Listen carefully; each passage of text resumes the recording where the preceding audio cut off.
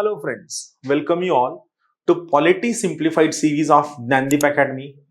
We have seen fundamental rights.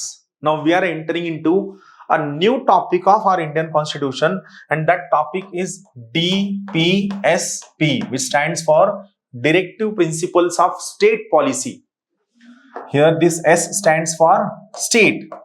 Directive Principles of State Policy. So basically Article 36 talks about definition of state. का तर या ठिकाणी state कोणाला म्हणायचं हा मोठा क्वेश्चन आहे. तर मग बेसिकली तुम्हाला article 12 of Indian constitution study करताना मी तुम्हाला स्टेटची डेफिनेशन सांगितली होती. आठवत असेल आर्टिकल 12 च्या अंडर मी तुम्हाला स्टेटची डेफिनेशन सांगितली होती. मग या ठिकाणी आर्टिकल 36 काय म्हणतात थोडक्यात डिरेक्टिव्ह प्रिन्सिपल्सचं इम्प्लिमेंटेशन करत असताना स्टेट कोणाला म्हणायचा मोठा क्वेश्चन आहे. Who is the state, who shall be called as a state.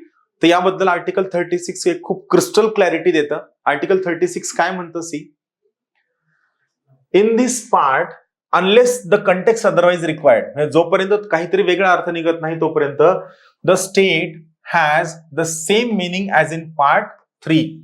थोडक्यात जर गरज नसेल तर आपण पार्ट 4 साठी स्टेटची जी डेफिनेशन आहे ही कोणती वापरायची आहे, तर पार्ट 3 मध्ये जी आपण स्टेटची डेफिनेशन दिलेली आहे तीच आपण पार्ट 4 मध्ये स्टेटची डेफिनेशन म्हणून वापरायची आहे.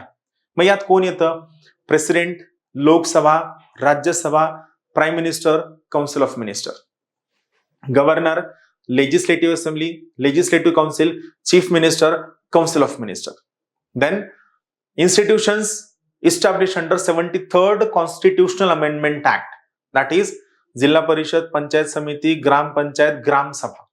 Then institutions established under 74th Constitutional Amendment Act, that is municipal corporation, municipal council, नगर परिषद, नगर पंचायत, cantonment board.